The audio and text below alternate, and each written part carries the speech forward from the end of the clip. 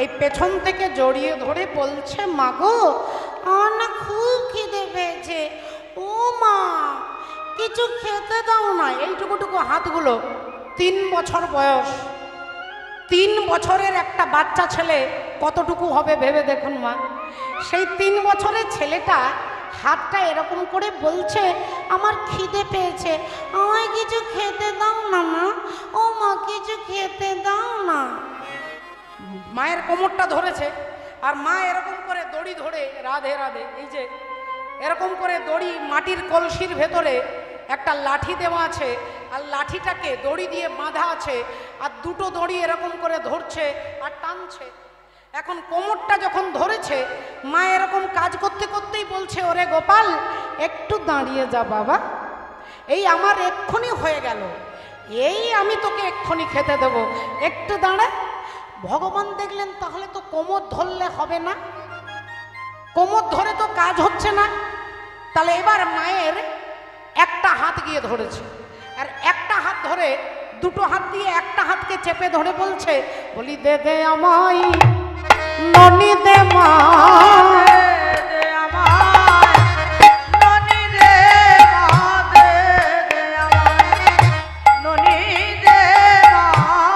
আমার বড় ক্ষুধা লেগেছে তাই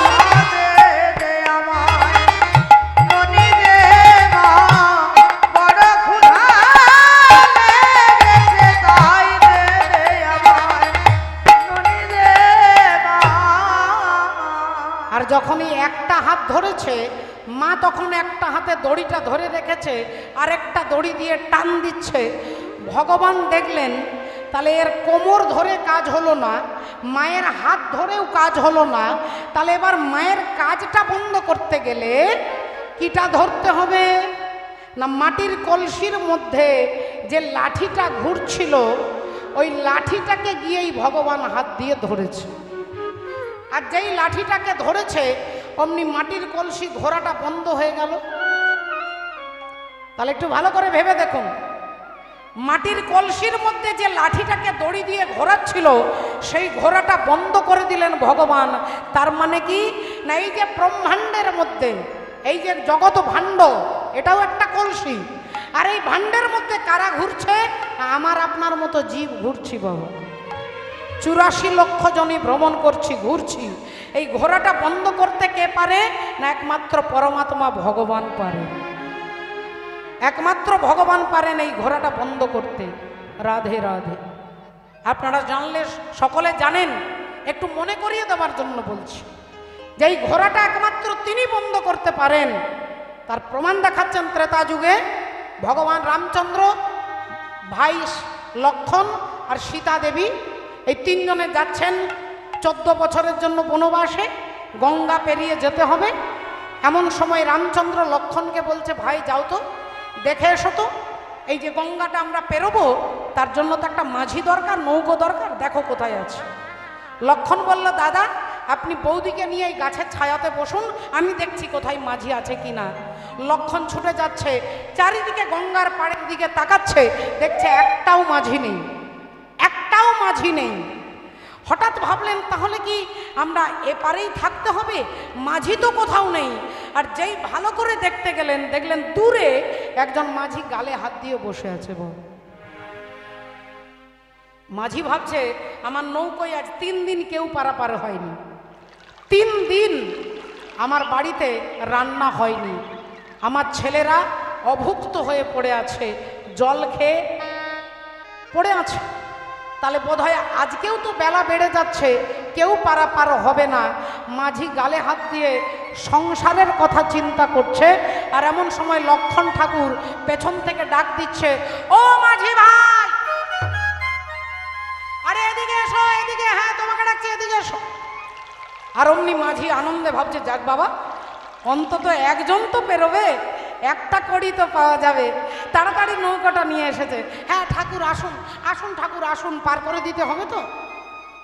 লক্ষণ বললেন, আমি একা পার হব না, সঙ্গে আরো 2 জন আছে।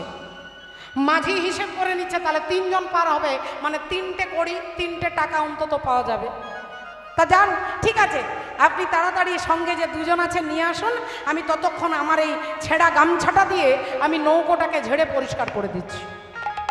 লক্ষণ ঠাকুর রামচন্দ্রকে আনতে গেলেন, আর মাঝি ছেঁড়া গামছা দিয়ে নৌকোটা ভালো করে পরিষ্কার করে দিচ্ছে।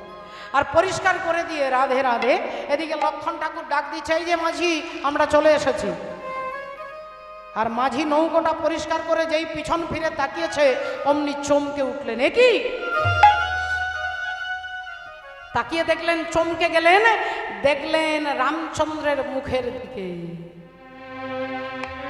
আর ভগবানের মুখের দিকে তাকিয়ে মাঝি যেন অন্তরটা ভরে উঠল, এত সুন্দর দেখতে, এত সুন্দর দেখতে। আহা, ওগো আমি কি রূপ হেরিনু, মধুর মুরতি প্রীতি রসেরি সার। আমি কি রূপ হেরিনু, মধুর মুরতি প্রীতি রসের সার। আমার হেন লয় মনে এ তিন ভুবনে, তুলনা নাহি কো যা।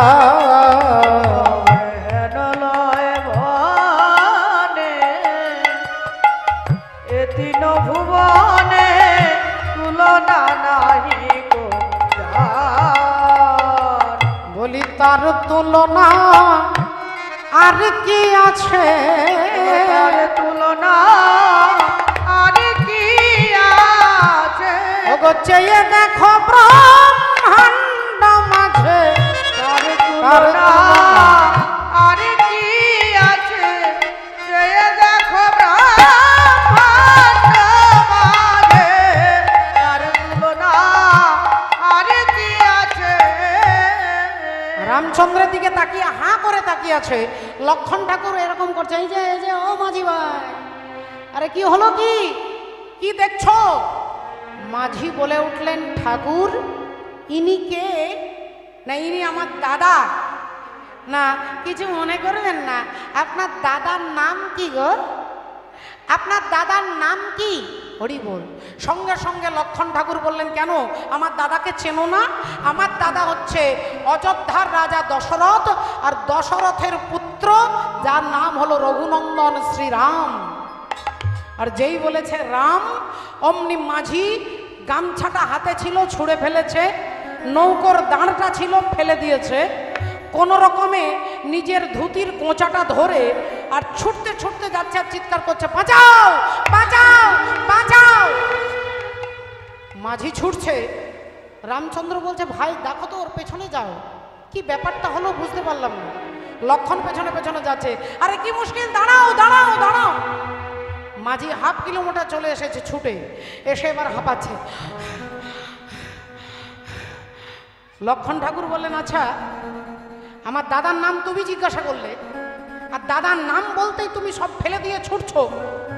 বলি আমার দাদা কি বাঘ না সিংহ? হ্যাঁ, আমার দাদাকে দেখে তুমি ছুটে পালালে, আমার দাদা বাঘ না সিংহ? বললেন, কিছু মনে করবেন না, আপনার দাদা কি সেই রাম? কোন রাম? বললেন, সেই রাম। আরে কি মুশকিল, কোন রাম বলবে তো? না বলছে, যিনি ওই একটা পাথরে পা দিয়েছিল আর পাথরটা নারী হয়ে গিয়েছিল। একটা পাথরে পা দিতে পাথরটা নারী হয়ে গিয়েছিল, আপনার দাদা কি সেই রাম? লক্ষণ ঠাকুর ভাবছে, তাহলে আমার দাদা সম্পর্কে অনেক খবর জানে। বললেন, হ্যাঁ হ্যাঁ হ্যাঁ হ্যাঁ হ্যাঁ, আমার দাদা সেই রাম। বললেন, তাহলে হাত জোড় করছি, আপনার দাদাকে আমার নৌকোতে তুলব না। কেন আমার দাদাকে তুই নৌকোতে তুলবি না কেন? বলে, আপনার দাদা একটা পাথরে পা দিলে যদি পাথর নারী হয়ে যায়, আপনার দাদা আমার কাঠের নৌকোতে পা দিলে আর নৌকোটা যদি নারী হয়ে যায়, আমার ব্যবসা চলবে কোথা থেকে? লক্ষণ ঠাকুর মাথা ঠুকছে আর বলছে, ওরে সর্বনাশ, আরে তোমার কি লেখাপড়া একবারে নেই? বিদ্যা বুদ্ধি নেই? আরে ও তো গৌতম ঋষির স্ত্রী অহল্যা দেবী ছিলেন।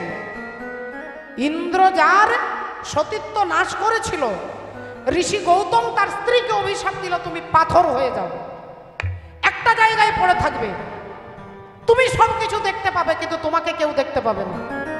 তুমি পাষাণী হয়ে থাকবে, তোমার শীতকালে ঠান্ডা লাগবে, তোমার গ্রীষ্মকালে সারা দেহটা জ্বলবে, তুমি বর্ষাকালে ভিজবে, তুমি আর্তনাদ করবে, কিন্তু তোমার আর্তনাদ কেউ শুনতে পাবে না। তখন অহল্যা দেবী কেঁদে কেঁদে বলেছিলেন, স্বামী তাহলে আমি কি কখনো উদ্ধার হব না? বলে ত্রেতা যুগে যেদিন রামচন্দ্র আসবে, রামচন্দ্রের চরণ স্পর্শে তুমি উদ্ধার হয়ে যাবে। তাহলে তুমি আমার দাদাকে ওঠাতে পাইবার নৌকোতে নিশ্চয়ই তুলবে। হরি বল। মাঝি বললেন, আচ্ছা আচ্ছা, রাধে রাধে, আমার যতদূর আমার কাছে খবর আছে আপনার দাদা ওই অহল্যারূপী পাষাণের গায়ে কিন্তু পা দেয়নি। মা অহল্যার গায়ে পা দেননি। রামচন্দ্র জানে যে ওটা পাথর নয়, রামচন্দ্র জানে একজন ব্রাহ্মণের স্ত্রী, তাই তিনি জেনে শুনে পাটা দিতে পারবেন না। তাহলে উদ্ধার হলো কি করে? না ভগবান রামচন্দ্র পাটা তুললেন আর পায়ের একটা ধুলো পাথরে পড়লো আর অমনি পাথরটা উদ্ধার হয়ে গেল। তাহলে আপনার দাদাকে আমি তুলবো কি করে? হরি বল। বলে কোলে করে নিয়ে যাব, কোলে করে নিয়ে গিয়ে বসিয়ে দেব নৌকোতে, আবার ওপার চলে গেলে কোলে করে নামিয়ে দেব। আমার দাদা তোমার নৌকোতে পা দেবে না। মাঝি বলল, তোমার দাদার পায়ের ধুলো যদি একটা পড়ে তাহলেই তো কামাল হয়ে যাবে। বললেন চিন্তা নেই মাঝি ভাই, তুমি এক কাজ করো, তুমি আমার দাদার পাগুলো ধুয়ে নাও। পাগুলো ধুয়ে মুছে নিলে যাতে ধুলোবালি না থাকে। মাঝি বলল ঠিক আছে চলুন। ঠিক আছে যখন বলছেন তাহলে চলুন, এইভাবেই পার করব। এবার একটা কাঠের গামলা এনেছে, গামলাতে জল এনেছে, রামচন্দ্রের কাছে দাঁড়িয়ে বলছেন, ঠাকুর আপনার একটা চরণ দেন। এখন ভগবান রামচন্দ্র ডান চরণটা দিয়েছে। মাঝি ভালো করে ধুয়ে নিজের গামছাতে মুছে আর ডান চরণটা রেখে দিয়ে এবার বাম চরণটা ধুচ্ছে। ভগবান রামচন্দ্র যে 14 বছর বনে গিয়েছিলেন তিনি কিন্তু জুতো পরে যাননি বাবা, খালি পায়ে গিয়েছে। তা ডান চরণটা ধুয়ে যখন বাম চরণটা ধুচ্ছে তখন ডান চরণে আবার ধুলো লেগে যাচ্ছে। আবার বাম চরণটা রেখে দিয়ে আবার ডান চরণটা ধুচ্ছে, তখন বাম চরণে আবার ধুলো লেগে যাচ্ছে। আবার যখন বাম চরণটা ধুচ্ছে তখন আবার ডান চরণে ধুলো লেগে যাচ্ছে। তার লক্ষণ ঠাকুর এমনিতেই মেজাজ একটু গরম হয়ে গেছে। আচ্ছা হচ্ছেটা কি? সারাদিন তো পা ধুলেও সমস্যা যাবে না। মাঝি বললেন, দেখুন এত রাগারাগি করবেন না, পা দুটো পাকে একসঙ্গে ধুতে হবে। তা লক্ষণ বললেন, দুটো পা কি করে একসঙ্গে ধোবে? আমার দাদা দুটো পা তোমাকে এরকম করে দেবে কি করে? বললেন কেন? আপনার দাদাকে বলুন আমার কোলে বসতে বলুন। আমার কোলে আপনার দাদা বসবে আর আমি দুটো পা একসঙ্গে ধুয়ে দেবো, আর একসঙ্গে ধুয়ে ভালো করে মুছে কোলে করে নিয়ে বসিয়ে দেবো। এখন লক্ষণ ঠাকুর বলছে, দাদা গো, এ যে মাঝির পাল্লায় পড়েছি একবার মাওবাদী মাঝির পাল্লায় পড়েছি। ও দাদা, ও যা বলছে তুমি তাই করো দাদা, তুমি ওর কোলে বসো। ভগবান রামচন্দ্র গিয়ে মাঝির কোলে বসেছেন। আর মাঝির কোলে বসেছেন, একদিকে সীতা দেবী দাঁড়িয়ে আছে, একদিকে লক্ষণ ঠাকুর দাঁড়িয়ে আছে। চরণটার অধিকার সীতা দেবীর, চরণের অধিকার লক্ষণের। তারা দুজন দুদিকে দাঁড়িয়ে আছে আর মাঝির কোলে রামচন্দ্র বসে মাঝি চরণটা ধুইয়ে দিচ্ছেন আর চোখের জলে টপ টপ করে পড়ছে। যদি বলেন কেন, এর কারণ আছে। একবারে বৈকুণ্ঠে ভগবান শ্রী হরি অনন্ত শয্যায় শুয়ে আছে আর চরণের কাছে লক্ষ্মী দেবী বসে আছেন, ভগবানের চরণ সেবা করছেন। ভগবানের চরণ সেবা করছেন, লক্ষ্মী দেবী চরণের কাছে, ভগবান বসে আছেন এরকম করে শুয়ে আছেন। আর আপনারা জানেন যে অনন্ত শয্যায় অনন্ত নাগ ফনা বিস্তার করে এরকম করে বিছানায় ফনা বিস্তার করে আছে। তাহলে এই সাপটাকে না, সাপটা হচ্ছে লক্ষণ আর লক্ষ্মী দেবী হচ্ছেন সীতা। তাহলে নিচের দিকে সীতা, ওপরে লক্ষণ এরকম করে আছে। এখন একটা কচ্ছপ অনেক কষ্টে সাধনার বলে, তপস্যার বলে ভগবানের বৈকুণ্ঠে তিনি স্থান পেয়েছে। ওই কচ্ছপটা ভাবলো আমি একবার প্রভুর চরণটাতে হাত দেব, একবার ভগবানকে ছোঁব। কচ্ছপ অনেক কষ্টে পায়ের দিকে এভাবে উঠতে উঠতে ওপরে যাচ্ছে, আর যখন পায়ের দিক থেকে উঠছে তখন লক্ষ্মী দেবী তাকে ঠেলে নিচে ফেলে দিচ্ছে। লক্ষ্মী দেবী নিচে ঠেলে ফেলে দিচ্ছে, ভাবছে তাহলে ওপর দিক থেকে উঠবো। ওপর দিক থেকে যখন মাথার দিক থেকে উঠতে যাচ্ছে তখন অনন্ত নাগ তার একটা ফনা দিয়ে কচ্ছপটাকে ঠেলে ফেলে দিচ্ছে। পায়ের দিকে উঠতে গেলে লক্ষ্মী দেবী ফেলে দিচ্ছে, মাথার দিকে উঠতে গেলে অনন্তনাগ ফেলে দিচ্ছে। বারবার চেষ্টা করে যখন পায়ের কাছে যেতে পারছে না, তখন ওই কচ্ছপ কাঁদতে কাঁদতে বলছে, প্রভু তাহলে কি আমি তোমাকে কোনোদিন ছুতে পাবো না? আমি কি তোমার পায়ের কাছে কোনোদিন যেতে পারবো না? তোমার চরণের অধিকার কি শুধু মা লক্ষ্মীর? আমি যখন পায়ের দিকে উঠতে যাচ্ছি তখন মা লক্ষ্মী আমাকে ঠেলে দিচ্ছেন, মাথার দিকে উঠতে গেলে অনন্তনাগ ফেলে দিচ্ছে। তাহলে কি আমি তোমার চরণের হাত দিতে কোনোদিন পারবো না? আমি কি তোমার চরণ কোনোদিন ছুতে পারবো না? অন্তর্যামী ভগবান ভক্তের কান্না অন্তর থেকে উপলব্ধি করে মনে মনে বলছেন, হে কচ্ছপ তুমি কাঁদবে না। পায়ের দিকে উঠতে গেলে লক্ষ্মী ফেলে দিচ্ছে, মাথার দিকে উঠতে গেলে অনন্তনাগ ফেলে দিচ্ছে। এরা দুজন তোমাকে আমার পায়ের কাছে আসতে দিচ্ছে না। আমি কথা দিচ্ছি, ত্রেতা যুগে তুমি হবে মাঝি, তুমি মাঝি হবে, আর এই লক্ষ্মী হবে সীতা, আর এই অনন্তনাগ হবে লক্ষণ। এরা দুজন দাঁড়িয়ে থাকবে, আর তুমি আমার চরণ কোলে নেবে। তুমি আমার চরণ কোলে নেবে, তুমি আমার চরণ কোলে নেবে, আমার চরণ ধোয়াইবে। আমি এই আশীর্বাদ করলাম তোমায়। আমার চরণ ধোয়াইবে, এই আশীর্বাদ করলাম তোমায়। আমার চরণ ধোয়াইবে। সেই দিন ভগবান কথা দিয়েছিলেন, এরা দুজন দাঁড়িয়ে দেখবে তুমি আমার চরণটা ধোয়াবে। তাই মাঝির কোলে রামচন্দ্র বসেছেন, আর মাঝি সুন্দর করে ধুয়ে মুছে পরিষ্কার করে রামচন্দ্রকে কোলে করে নৌকোতে বসিয়ে দিয়েছে। বলে দিয়েছে, খবরদার তোমার চরণ যেন আমার কাঠের নৌকোতে না ছোঁয়ায়। তাই ভালো করে সাবধানে বসিয়ে দিয়েছে। এইবার কাঠের গামলাতে যে ভগবানের চরণ ধৌত জল চরণামৃত রয়েছে, মাঝি সেই গামলাটা হাতে নিয়ে লক্ষণ ঠাকুরের কাছে দাঁড়িয়ে বলছে, ঠাকুর এটা তাহলে কি করব? আপনার দাদার পা ধোয়া জল আছে, কি করব? লক্ষণ ঠাকুরের মেজাজ এবার একটু আস্তে আস্তে গরম হয়ে যাচ্ছে। তিনি বললেন, এক কাজ করো, ওই দাদার চরণামৃত গঙ্গার জলে ঢেলে দাও, যাও। মাঝি বললেন, বাবা বাহ, আমি আপনার উপকারের কথা ভাবছি, আর আপনি আমার ব্যবসা বন্ধের কথা ভাবছেন। বলে কেন?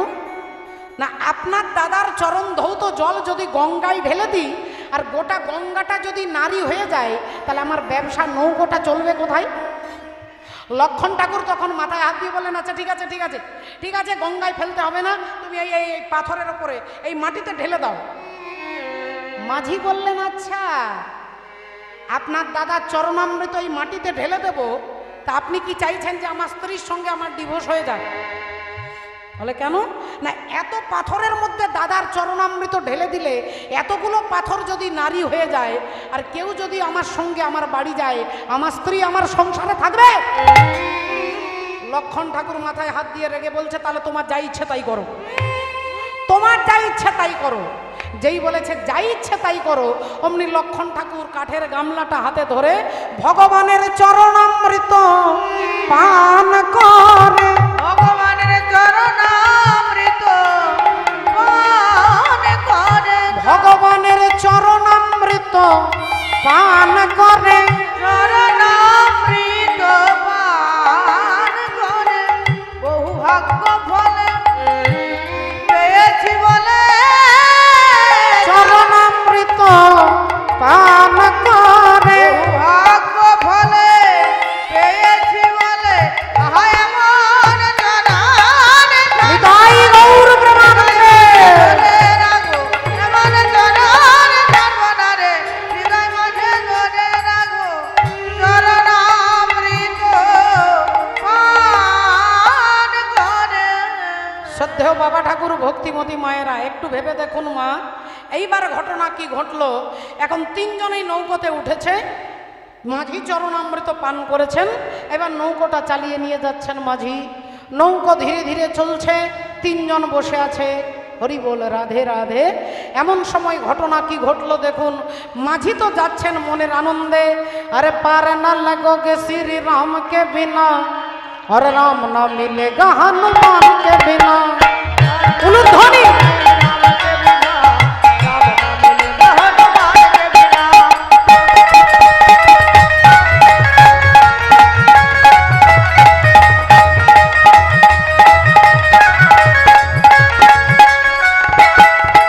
अरे पार ना लगोगे श्री राम के बिना, और राम ना मिलेगा हनुमान के बिना।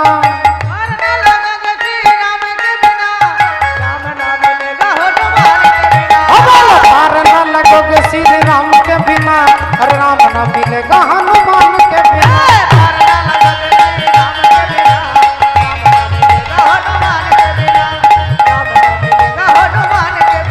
अरे वेदों ने पुराणों ने कह डाला, राम जी के साथी बजरंग वाला।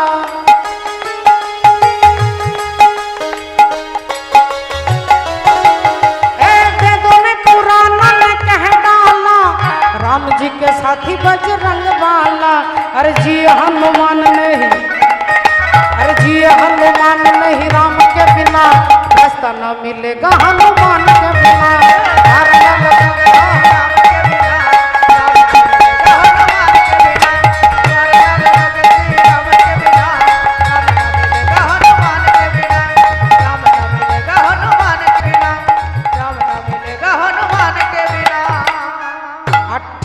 নৌকোটা গঙ্গার মাঝখানে এসেছে। মাঝখানে এসে মাঝি কি করছে, নৌকোটাকে বন বন করে ঘোরাচ্ছে, গোল গোল করে এরকম এরকম ঘোরাচ্ছে। তার নৌকোটাকে যখন ঘোরাচ্ছে, নৌকোর মধ্যে যারা বসে আছেন মা, এবার তাদের মাথাটা ঘুরবে। নৌকো ঘোরাচ্ছে, তা রামচন্দ্র বলছেন ভাই দেখো তো, মাঝিকে জিজ্ঞাসা করো নৌকোটা ঘোরাচ্ছে কেন, মাথাটা যে ঘুরছে, নৌকো ঘোরাতে বন্ধ করো। লক্ষণ ঠাকুর রেগে গিয়ে বলছে, আচ্ছা মাঝি তুমি কি পেয়েছো বলো তো, তখন থেকে আমাদের বিরক্ত করছো, তুমি নৌকোটা ঘোরাচ্ছ কেন, আমার দাদার মাথা ঘুরছে, তুমি নৌকো ঘোরানো বন্ধ করো। মাঝি বললেন বারে, এই 5 মিনিট নৌকোটা ঘোরাচ্ছি বলে আপনার দাদার অসুবিধে হচ্ছে, তা আপনার দাদাকে বলুন আগে আমার ঘোড়াটা বন্ধ করতে। আপনার দাদাকে বলুন আমার ঘোড়াটা বন্ধ করতে। আমরা যে 84 লক্ষ জনই ভ্রমণ করছি, এই ঘুরছি, এই যে 84 লক্ষ জনই ঘুরছি, রাধে রাধে।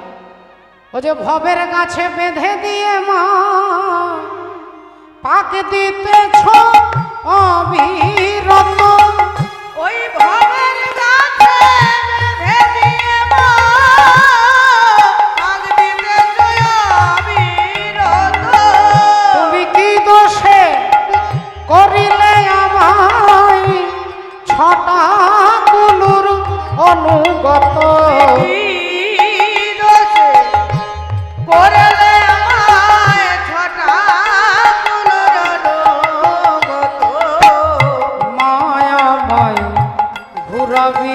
কত ঘুরাবি কত, উলুর চোখ ঢাকা বলদের মতো, ঘুরাবি কত, ঘুরাবি কত। আপনার দাদা যে আমাদেরকে 84 লক্ষ জনই ভ্রমণ করাচ্ছে, ঘোরাচ্ছে, এই ঘোরাটা বন্ধ করতে বলুন। রামচন্দ্র লক্ষণকে বলছে ভাই ওকে বলে দাও, ওকে বলে দাও যে ওর ঘোড়াটা আমি বন্ধ করে দেব। এই যেই বলতেই অমনি মাঝি কোনো রকমের 3 জনকে এপার থেকে ওপারে পৌঁছে দিয়েছেন। এবার 3 জন যথারীতি নেমে গেছে। নেমে গিয়ে এইবার লক্ষণ ঠাকুর রামচন্দ্রকে বলছে দাদা ওকে 3টে কড়ি দিয়ে দাও, 3টে কড়ি দিয়ে দাও। রামচন্দ্র বললেন ভাই আমরা তো বনবাসে এসেছি, টাকা পয়সা কিছু সঙ্গে করে আনিনি, তাহলে ওকে কি দেব? সীতা দেবীর হাতে একটা আংটি ছিল, অরুন্ধতী দেবী দিয়েছিলেন, সেই আংটিটা খুলে আর অমনি লক্ষণ ঠাকুরের হাতে দিয়েছে, লক্ষণ ঠাকুর মাঝিকে দিয়েছে। আর যেই মাঝিকে দেওয়ার জন্য হাতটা বাড়িয়েছে, মাঝি অমনি হাতটা সরিয়ে নিয়ে বলছে, থাক, কিছু লাগবে না, কিছু লাগবে না, টাকা পয়সা কিছু লাগবে না, চলে যান, চলে যান আপনারা, কিছু লাগবে না। লক্ষণ ঠাকুর বললেন, কেন? তুই তো কিছুক্ষণ আগে বলছিলি তোর ছেলেরা 3 দিন না খেয়ে বসে আছে, 3 দিন না খেয়ে বসে আছে, তা আমাদের 3 জনকে পার করলি, আমরা একটা সোনার আংটি দিচ্ছি, এতেও তোর হবে না? মাঝি বললেন, না না না না, সেজন্য নয়, আমি আসলে আমার তো একটা ব্যক্তিগত ধর্ম আছে, আপনার দাদা যে অফিসে চাকরি করে আমিও সেই অফিসেই চাকরি করি, আপনার দাদা যে কাজ করে আমিও সেই কাজ করি। যেই কথা বলেছে লক্ষণ অমনি সঙ্গে সঙ্গে ধনুর্বাণ ধরেছে, তবে রে বেটা দেখাচ্ছি মজা, এক্ষুনি তোকে মেরে শেষ করে ফেলবো। তুই আমার দাদার সঙ্গে তুই নিজেকে তুলনা করছিস? হ্যাঁ, আমার দাদা যে কাজ করে তুইও সেই কাজ করিস? মাঝি বললেন, দেখুন, আপনি আমাকে মারলে না আমারই 3টে লাভ হবে, আপনি আমাকে মারবেন আমার 3টে লাভ হবে। লক্ষণ বললেন, কি লাভ হবে? মানে প্রথম লাভ হবে, আপনি আমাকে মারলে আমার দেহটা গঙ্গার জলে পড়বে, অর্থাৎ মৃত্যুর পরে আমার গঙ্গা প্রাপ্তি হবে, এটা 1 নম্বর লাভ। 2 নম্বর লাভ, আপনি আমাকে মারবেন, আমি আপনার দাদার দিকে তাকিয়ে মরবো, আর আপনার দাদার দিকে তাকিয়ে যে মরে সে পরজন্মে আবার আপনার দাদাকে পেয়ে যাবে, এটা 2 নম্বর লাভ। আর 3 নম্বর লাভ, আমি মরে গেলে আমার ফ্যামিলির দায়িত্ব আপনার দাদা রামকে নিতে হবে, আমার ফ্যামিলির দায়িত্ব আপনার দাদা রামকে নিতে হবে। বললেন, কেন? আমার দাদা তোর ফ্যামিলির দায়িত্ব নেবে কেন? বলে, বারে, যদি কোনো এলাকায় বন্যা হয়, যখন সব কিছু ঘর বাড়ি ভেঙে যায়, মানুষ যখন অসহায় হয়ে যায়, সরকার সাহায্য করে না? সরকার তখন চিড়ের প্যাকেট, মুড়ির প্যাকেট, জলের প্যাকেট, কত পাউরুটি, কত বিস্কুট সরকার সাহায্য করে ত্রাণ তহবিল থেকে। তাহলে আমি যদি মরে যাই, আপনার দাদা রাম হচ্ছে অনন্ত কোটি ব্রহ্মাণ্ডের সরকার, আমি মরে গেলে ফ্যামিলির দায়িত্ব নিতে হবে না? লক্ষণ ঠাকুর দাদাকে বলছে, দাদা গো, তুমি আর আমি যে স্কুলে পড়তাম সেই স্কুলের হেডমাস্টার ছিল দাদা। হরি বল, রাধে রাধে। ও দাদা, এবার কি বলবো বলো? হরি বল। লক্ষণ ঠাকুর বলছে, তাহলে তুই যদি এত কিছু জানিস, তুই কি করে বলছিস যে আমার দাদা আর তুই একই কাজ করিস? তুই একটা সামান্য মাঝি। মাঝি তখন হাত জোড় করে বলছেন, লক্ষণ ঠাকুর, আপনি আমাকে বলছেন আপনার দাদা আর আমার দাদার মিল কোথায়? তো আপনার দাদাও মাঝি আর আমিও মাঝি, আমি হলাম একটু ছোট মাঝি, আমি এই গঙ্গা নদীর মাঝি, আর আপনার দাদা রাম হচ্ছে ভবসাগরের মাঝি।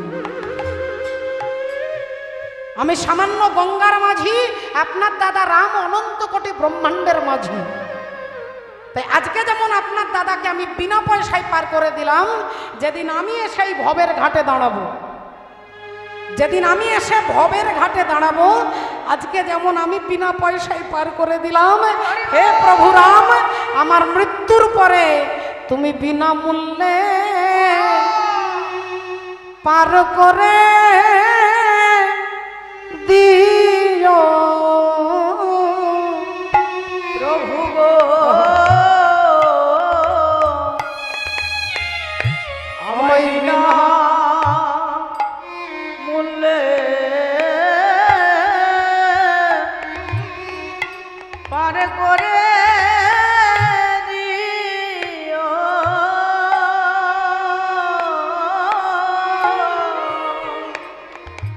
আমি আর তো কিছু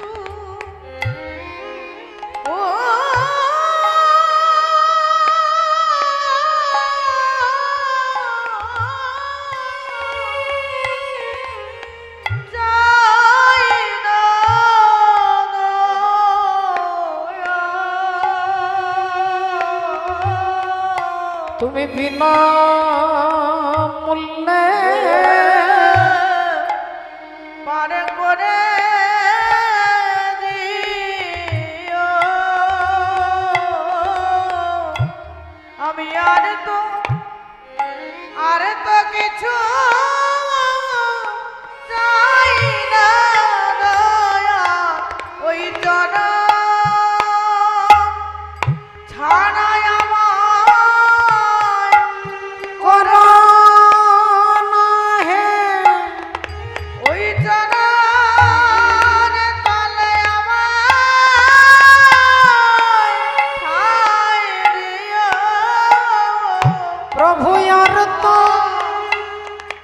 তুই চাই না দয়া ওই চরণের তলে আমায় ঠাঁই দিও।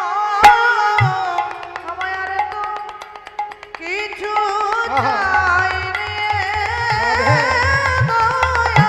তুমি বিনা মূল্যে পার করে দিও গো ওই চরণ ছাড়া করো না গো। ওই চরণে ঠাঁই দিও। পাই যেন তোমার নিতাই গৌর সীতানাথ প্রেমানন্দে হরি হরি বল। অন্তিমকালে বলতে পারি পাই যেন তোমার চরণ ধরি। অন্তিমকালে বলতে পারি পাই যেন চরণ ধরি। অন্তিমকালে বলতে পাই যেন চরণ ধরি। অন্তিমকালে বলতে পারি পাই যেন চরণ ধরি। অন্তিমকালে বলতে পারি আমায় বিনা বিনামূল্যে পার করে দিও। আজকে যেমন আমি বিনা পয়সায় পার করে দিলাম, যেদিন আমি ভবের বাজারে এসে দাঁড়াবো তুমি আমাকে বিনা পয়সায় পার করে দেবে। তাহলে ভালো করে ভেবে দেখুন মা, ভগবানই একমাত্র পারাপার করতে পারেন। তিনি পারেন আমাদের এই ঘোড়াটাকে বন্ধ করে দিতে। এই যে 84 লক্ষ জনই ভ্রমণ করছি, ঘুরছি, তিনি পারে আমাদের ঘোড়াটা বন্ধ করতে। তাই মা যশোদা যখন মাটির ভাণ্ডের মধ্যে লাঠিটা দিয়ে ঘোরাচ্ছিলেন, ওই লাঠিটা যে ঘুরছিল, ভগবান লাঠিটা ধরতেই লাঠি ঘোড়াটা বন্ধ হয়ে গেল। ভগবান বুঝিয়ে দিলেন তোমার ঘোড়াটা আমি বন্ধ করতে পারি। রাধে রাধে। আসুন, আজকে কি হলো, যখনই মাটির কলসি লাঠিটা স্থির হয়ে গেল, তখনই মা যশোদা ভগবানকে ভালো করে কোলে নিয়েছে মা। আর কোলে নিয়ে বললেন, ওরে গোপাল, তোর এত বুদ্ধি, হ্যাঁ তোর এত বুদ্ধি, তোর খিদে পেয়েছে না বাবা? বল, তুই তুই খেতে চাস তো? তুই যত নবনী খাবি আমি তোকে নবনী দেব, কিন্তু একটা শর্ত আছে। রানী কহে নীলমণি তোরে দেব ক্ষীরমণি। রানী কহে নীলমণি তোরে দেব ক্ষীরমণি। রানী কহে নীলমণি তোরে দেব ক্ষীরমণি। রানী কহে নীলমণি তোরে দেব ক্ষীরমণি। একটা শর্ত। কি শর্ত? না, আমাকে আগে তোকে নাচ দেখাতে হবে। তুই ভালো নাচ করিস, গোটা পাড়ার লোক বলে, সবাই বলে তুই ভালো নাচ করিস, অথচ আমি তোর মা, আমি তোর নাচ দেখলাম না, সবাই তোর নাচ দেখলো। তুই আমাকে নাচ করে দেখাবি আগে, তারপর তুই যত নবনী খাবি আমি তোকে খেতে দেব বাবা। যেই বলেছে, এখন ভক্তাধীন ভগবান, ভক্তের মনোবাঞ্ছা পূর্ণ করাই হচ্ছে ভগবানের কাজ। তিনি ভক্তাধীন ভগবান। ভগবান কিন্তু সব সইতে পারে মা, ভগবান অহংকার সইতে পারেন না। আর যদি কোনো ভক্ত কাঁদেন, বলে ভগবান তা সইতে পারে না। হরি হরি বল। এই দুটো জিনিস ভগবানের সহ্য হয় না। এক, যদি ভক্ত কাঁদে ভগবান সইতে পারেন না, আর যদি কেউ অহংকার করেন ভগবান তা সইতে পারেন না। রাধে হরি বল। প্রমাণ আছে মহাভারতে। কুরুক্ষেত্রের যুদ্ধে পঞ্চপাণ্ডব জিতে গেছেন, আর পঞ্চপাণ্ডব জিতে গেছেন যার দয়াতে, তাকে কিন্তু ভুলে গেছে। অর্জুন বলছে আমার জন্য জিতেছে, আর ভীম বলছে আমার জন্য জিতেছে। ভীম বলে না না আমার জন্য, আমি এত লোককে মেরেছি। অর্জুন বলছে আমি তোমার থেকেও আরো আরেকজন কত লোককে মেরেছি। ভীম বলে আমার ক্ষমতা বেশি, অর্জুন বলে আমার ক্ষমতা বেশি। এই দুজনেই অহংকার করতে করতে যাচ্ছে, আর হঠাৎ এমন সময় দুজনে শুনতে পেলেন কে যেন খিলখিল করে হাসছে। চমকে উঠলেন ভীম, অর্জুনকে বলছেন ভাই দেখো তো, দেখো তো কে এমন হাসছে অট্ট হাসি, দেখো তো তাকে একবার দেখতে যদি পাই শেষ করে ফেলবো। অর্জুন তখন সামনে পেছনে ডাইনে বামে চারিদিকে তাকিয়ে দেখছে কেউ নেই। তাহলে কে হাসছে? হঠাৎ করে অর্জুন আকাশের দিকে তাকিয়ে দেখছে, দেখে মাথার ওপরে একটা কাটা মাথা খিলখিল করে হাসছে। আর এই কাটা মুন্ডটা, বড় বড় দাঁত আছে, বড় বড় চোখ আছে, আলকাতরার মতো কদাকার, গায়ের রং কালো। এই রাক্ষসের একটা মাথা দেখে অর্জুন বললেন, দাদা দাদা দেখো দেখো দেখো দেখো, একটা রাক্ষসের মাথা আমাদের হাসছে। যেই বলেছে অমনি ভীম ৮০ মনের গদাটা তুলেছে, আর গদাটা তুলে বললেন, তবে রে বেটা দেখাচ্ছি মজাদার। গদাটা ঘুরিয়ে ঘুরিয়ে যাই মারতে যাবে, অমনি অন্তরে জামি শ্রী গোবিন্দ অন্তরে জানিয়া,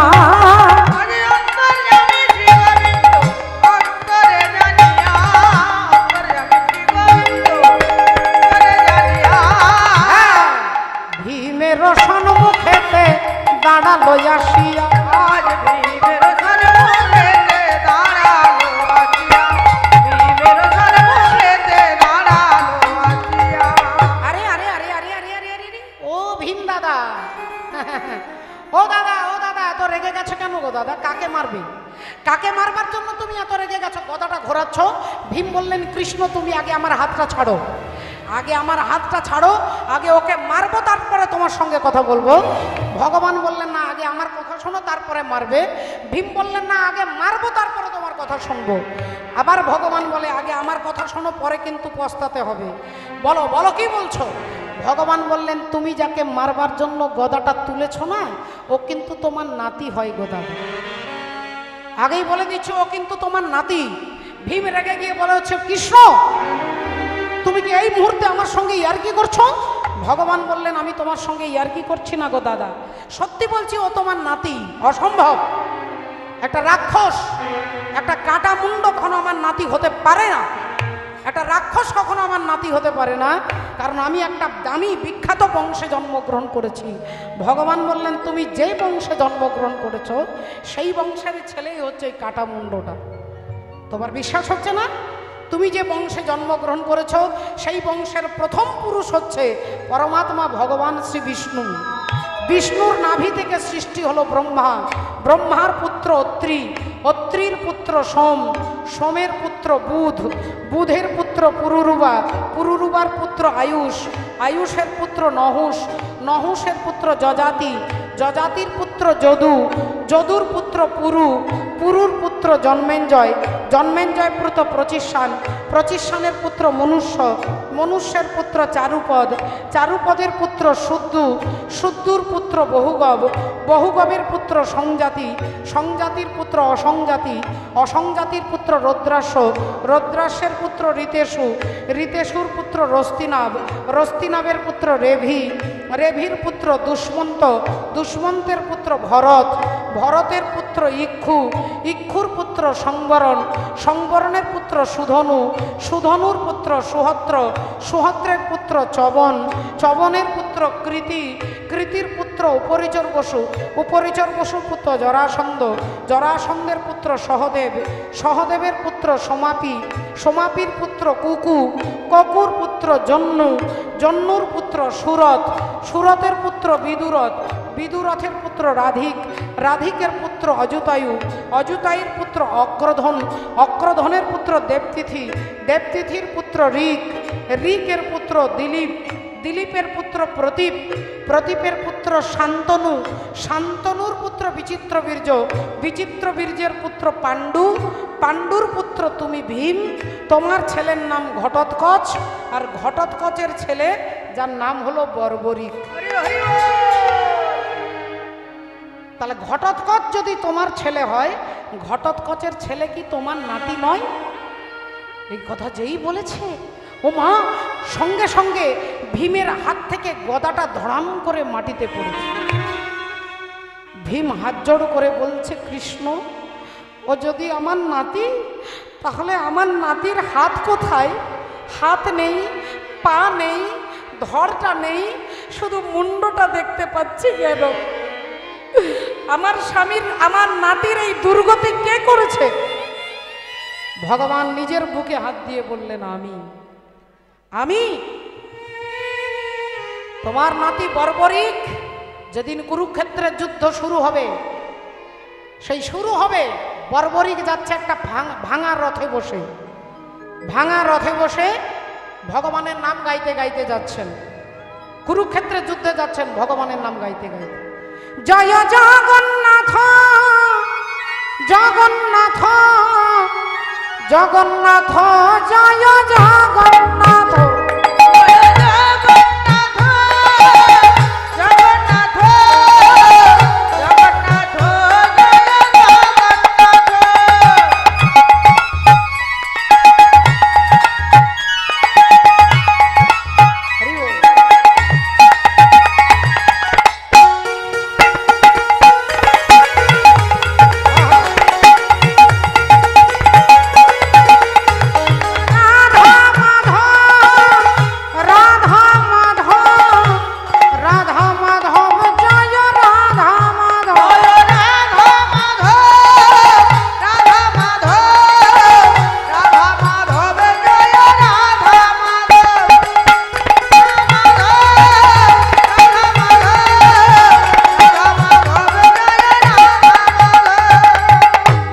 রথে বসে ভগবানের নাম গাইতে গাইতে বর্বরিক যাচ্ছেন। আর হরি নামে ভগবান হরি সামনে দাঁড়িয়ে বলে উঠল, এই ছেলে, এই যে দাঁড়াও দাঁড়াও। বর্বরিক রথটা দাঁড় করিয়েছেন। ভগবান বললেন, কি নাম তোমার? আজ্ঞে ঠাকুর, আমার নাম বর্বরিক। কোথায় যাচ্ছ? না, আমি যাচ্ছি কুরুক্ষেত্রের যুদ্ধে। কুরুক্ষেত্রের যুদ্ধে তুমি যাচ্ছ? তুমি কি যুদ্ধ দেখতে যাচ্ছ না যুদ্ধ করতে যাচ্ছ? হতে পারে আগামী কালকে ফাইনাল খেলা হবে, আপনারা জানেন। তা খেলা অনেকে দেখতে মাঠে যায়, আবার অনেকে টিভিতে, আবার অনেকে খেলা খেলতে যায়, হতে পারে। তা তুমি দেখতে যাচ্ছ না করতে যাচ্ছ যুদ্ধ? বলে না না, আমি দুটোই, আমি যুদ্ধ দেখবো আবার যুদ্ধ করব। বলে আচ্ছা, তা তুমি যুদ্ধে ওখানে তোমার কে আছে আত্মীয়? তোমার বাবা, কাকা, জ্যাঠা, মামা, খুড়ো কেউ আছে? বললেন হ্যাঁ, আমার তো দাদু আছে। কে তোমার দাদু? তোমার দাদুর নাম কি? আমার দাদু ভীম। ও, তুমি ভীমের নাতি? হ্যাঁ, আমি ভীমের নাতি। বলে তাহলে নিশ্চয়ই তুমি পঞ্চপাণ্ডবের দলে যোগদান করবে। পঞ্চপাণ্ডবের দলে যোগদান করবে? বর্বরিক মাথা নেড়ে বলছে, না না না না না না না, আমি পঞ্চপাণ্ডবের দলে যোগদান করব না, আমি দাদু দুর্যোধনের দলে যোগদান করব।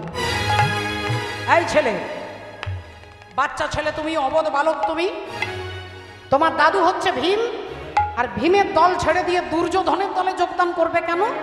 বললেন আসলে ঠাকুর, আমার মা যেদিন মারা যায় না, মারা যাওয়ার আগে আমার মা আমার হাতটা ধরে বলেছিল, বাবা বর্বরিক, যদি কোনোদিন কখনো কোনো যুদ্ধে অংশগ্রহণ করিস, তাহলে যে পক্ষটা দুর্বল পক্ষ, সেই দুর্বল পক্ষে যোগদান করিস।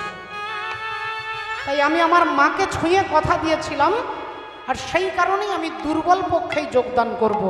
ভগবান বললেন, বর্বরিক, তুমি বুঝি জানো না, তোমার অঙ্কে জ্ঞান নেই, তুমি জানো না কিছুই।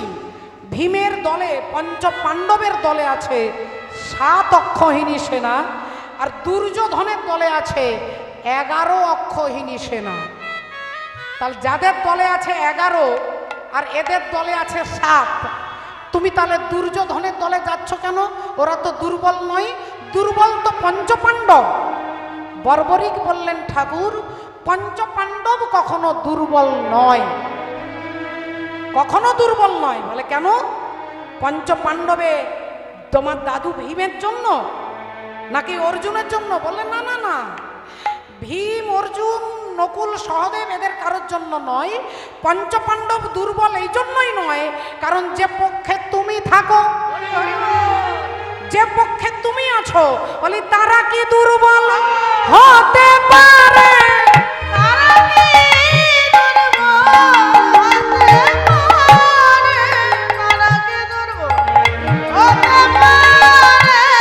যে পক্ষে গোবিন্দ বিরাজ করে,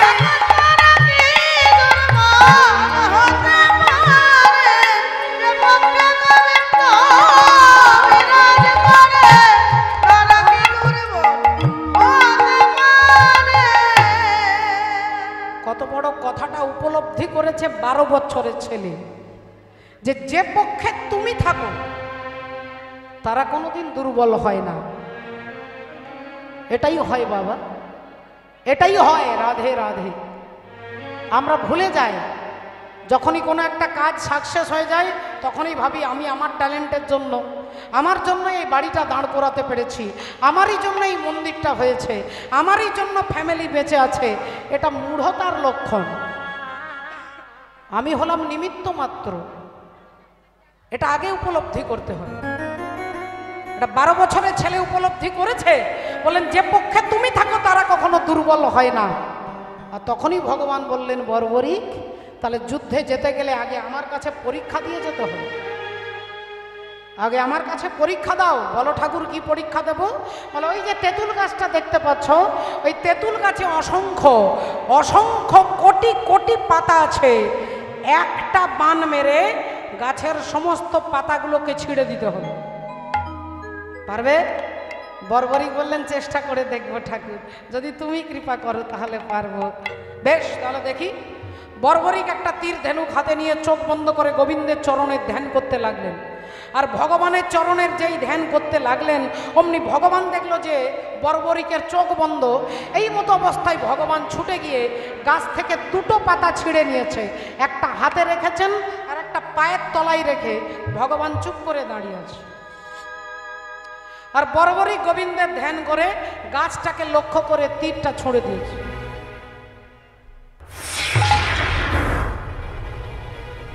যেই তীরটা ছুঁড়ে দিল, গাছের যত পাতা ছিল সব ছিঁড়ে গেল, সব ছিদ্র হয়ে গেল।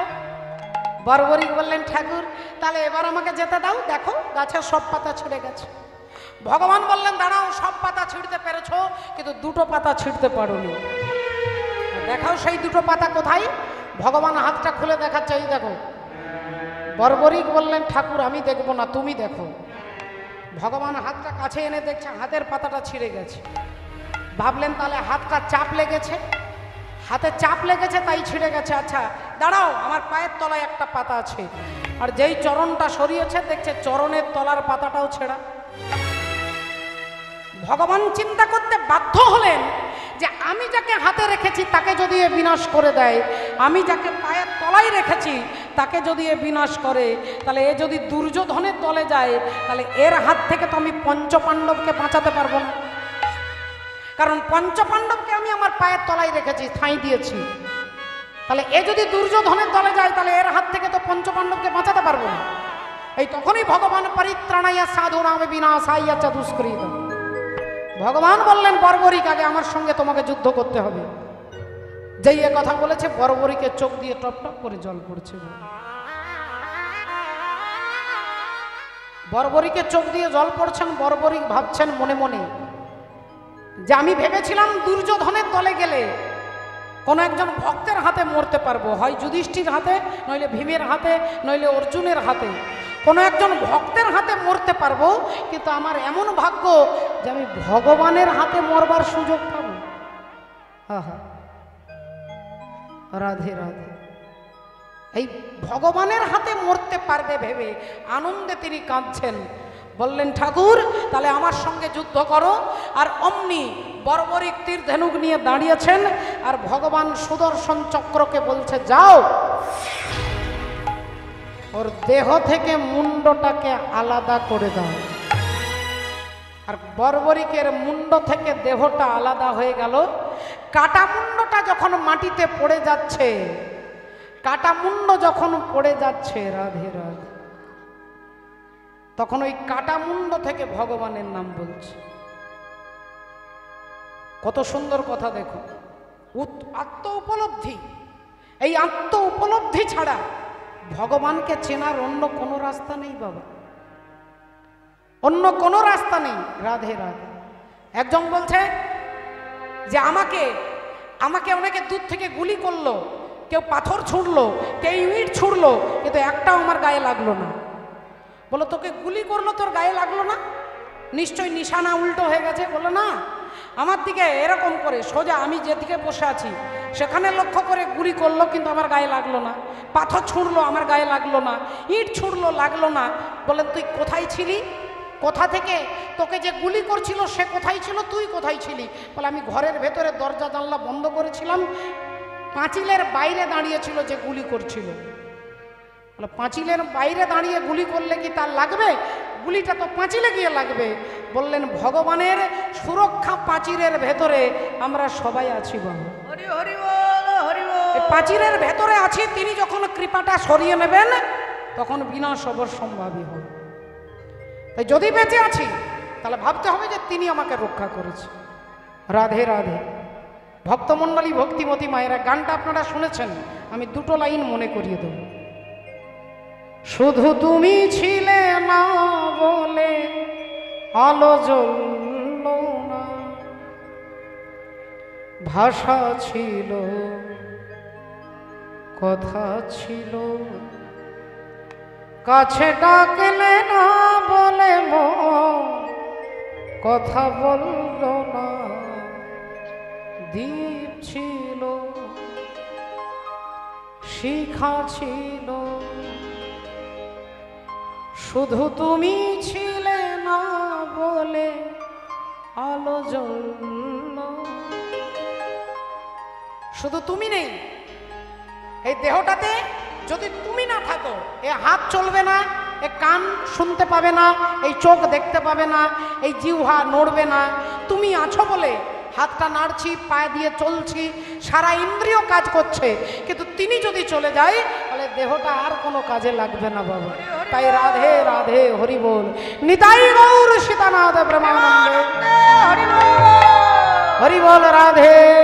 তাই ভগবান আজকে দেখুন বর্বরিকের কাটামুন্ড চিৎকার করে বলছে, কৃষ্ণ জগন্নাথ, কৃষ্ণ জগন্নাথ, কৃষ্ণ জগন্নাথ, কৃষ্ণ জগন্নাথ, কৃষ্ণ জগন্নাথ, কৃষ্ণ জগন্নাথ,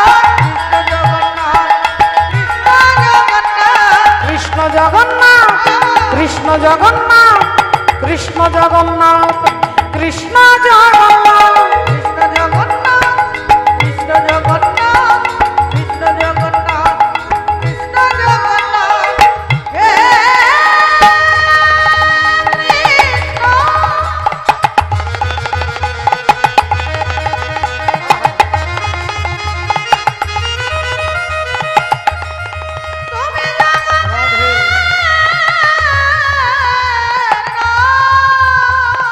কৃষ্ণ জগন্নাথ, কৃষ্ণ জগন্নাথ, কৃষ্ণ জগন্নাথ, কৃষ্ণ জগন্নাথ,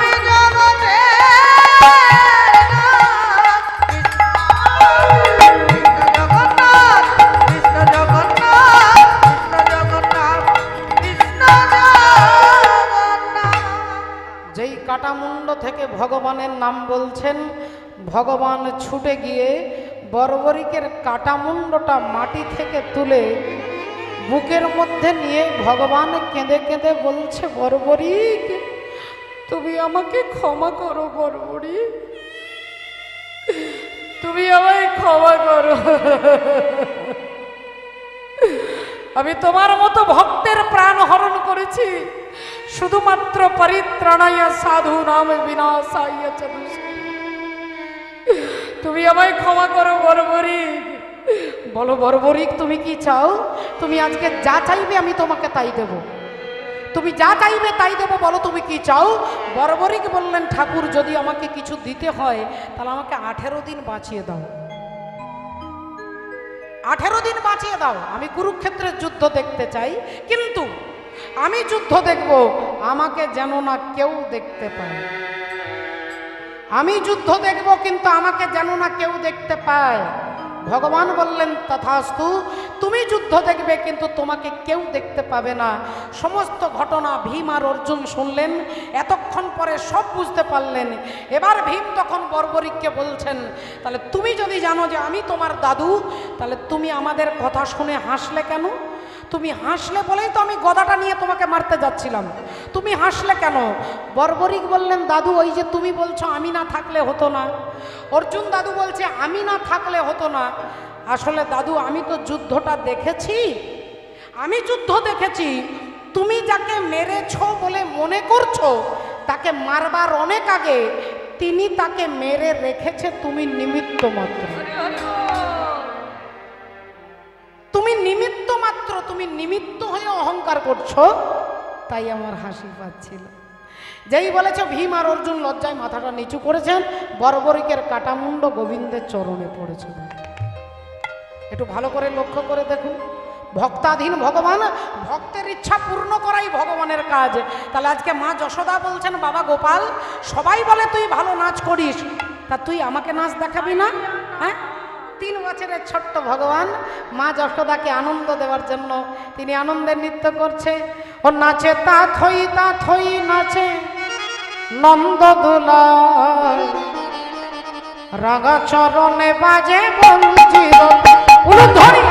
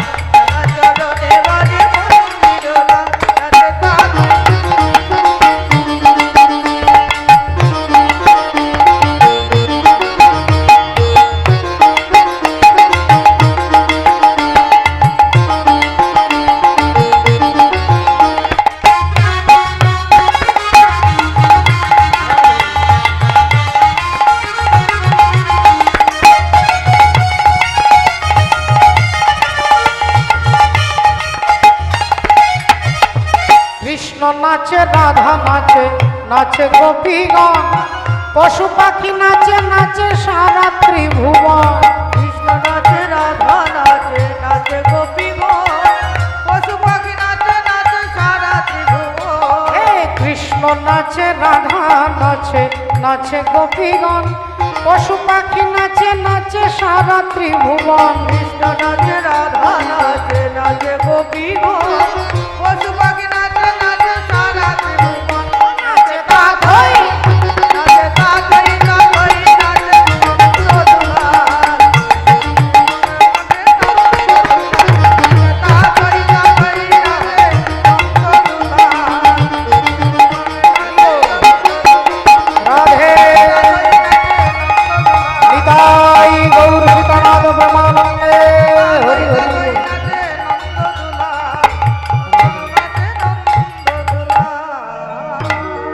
ভক্তিমতী মায়েরা দেখুন, এখন ভক্তের ইচ্ছা যদি ভগবানের পূর্ণ করে একান্ত কর্তব্য হয়। আগে আপনাকে ভাবটা বুঝতে হবে, একজন কোটিপতি ব্যক্তি ছিল মাগো, কোটি কোটি টাকার মালিক, কিন্তু সেই ভদ্রলোক কখনো ওই টাকা দিয়ে না তীর্থে ভ্রমণ করেছেন, না কাউকে দান করেছেন, না হরিবাসরে এসেছেন, না ভক্তের সেবা দিয়েছেন।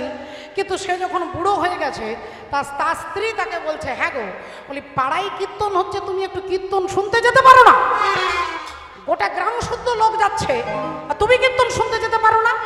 এখন স্ত্রী চাপে পড়ে ভদ্রলোক কোনোদিন হরিবাসরে আসে না, তিনি এসেছে। আর যেই প্যান্ডেলে ঢুকেছে, আপনাদের মতো ভক্তরা দেখছে, বাবা কোনোদিন কীর্তন শোনে না, আজকে কীর্তন শুনতে আসছে। সবাই ডাকছে, আসুন দাদা আসুন, আসুন আসুন, আসুন দাদা আসুন, সবাই বলছে। এখন তিনি আর বসবে কোথায়?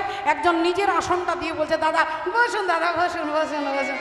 তিনি একটা ভালো জায়গায় এরকম খুঁটির মধ্যে হেলান দিয়ে বসেছেন। কীর্তনিয়া আসবে, কীর্তনিয়া আসবার আগেই তার আগে ঘুম শুরু হয়ে গেছে মা। তিনি দিব্যি ঘুমোচ্ছেন। এখন কেউ তাকে ওঠাতে পারছে না ভয়ে, যদি রেগে যায়। চুপ করে সবাই কীর্তন শুনছে আর ইনি ঘুমোচ্ছেন। 3 ঘন্টা পরে যখন ঘুম ভেঙেছে, দেখছে কোনো কেউ নেই, কীর্তনিয়াও নেই, শ্রোতারাও নেই। যার আসনে বসে আছে সে শুধু মুখের দিকে তাকিয়ে ভাবছে কখন ঘুম ভাঙবে। যেই তাকিয়েছে উনি বললেন, দাদা এবারে যান, কীর্তন শেষ, যান যান।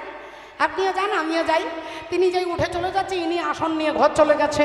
এখন ইনি ঘরে এসেছে, স্ত্রী ভাবছে বাবা ভেবেছিলাম আধ ঘন্টা পরে ঘুরে আসবে, 3 ঘন্টা পরে আসছে, তাহলে কীর্তন ভালো লেগেছে। বলি হ্যাঁ গো স্বামী, বলি তুমি যে ছিলে 3 ঘন্টা, কি শুনলে গো, কি পালা হলো? ভদ্রলোক রেগে গিয়ে গম্ভীর স্বরে বলছে 3 ঘন্টায় তো 3টে কথা শুনলাম।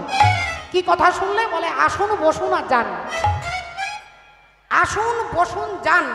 স্ত্রী বুঝতে পেরে গেছে যে তুমি ওখানে গিয়ে কি পালা শুনেছো। রেগে গিয়ে বলছে এখন রাত্রি 2টো বাজছে, তুমি কি ঘুমোবে? বললেন এখন ঘুম আসছে না। স্ত্রী মনে মনে ভাবছে ঘুম আর আসবে কি করে, ওখানে তো ঘুমিয়েছো। তা তুমি এক কাজ করো, বিছানায় বসো, আমি ঘুমোই। স্বামী বললে হ্যাঁ গো আমি বসে বসে কি করব? বলে ওই যে 3টে মন্ত্র শুনেছো, ওই 3টে জপ করো। রেগে বলে স্ত্রী ঘুমিয়ে গেছে। আর ঠিক 2:45 বাজে সেই দিন তার বাড়িতে 6টা ডাকাত এসেছে বাবা, চোর। 6টা চোর ঢুকেছে, পাঁচিল ভেঙেছে, দরজা ভেঙেছে, জানালা ভেঙেছে, কাঁচের দরজা ভেঙে ভেতরে ঢুকে অন্ধকার রাত্রিতে পা টিপে টিপে ধীরে ধীরে যাচ্ছে।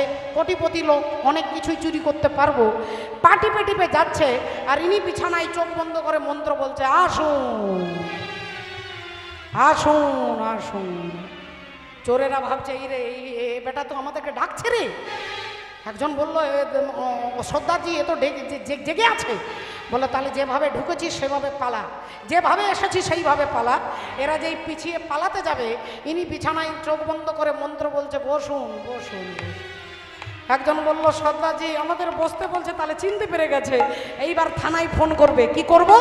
আর একজন বলল আরে বাবা যা চুরি করেছি যার যার ঘরে সব এর পায়ের কাছে রেখে দিয়ে পালা, টাকা পয়সা সব পায়ের কাছে রেখে দিয়ে। আর এরা যেই পালাতে যাবে ইনি মন্ত্র বলছে যান যান যান যান। এরা তো সবাই পালিয়ে গেছে। সকালবেলায় চোখ খুলে দেখছে টাকা পয়সা সব পায়ের কাছে। এখন ভদ্রলোক ভাবছে আমি একদিন কীর্তন শুনলাম, একদিন মন্ত্র জপ করলাম, আর একদিনেই সিদ্ধি লাভ করে গেলাম। স্ত্রীকে যখন বলছে, স্ত্রী তখন টাকা পয়সা দেখছে না, দেখছে দরজা জানালা ভাঙা। তখন বললেন স্বামী মিথ্যে 3টে মন্ত্র জপ করে তোমার যদি আশেপাশের চোর তোমাকে ভয় পেয়ে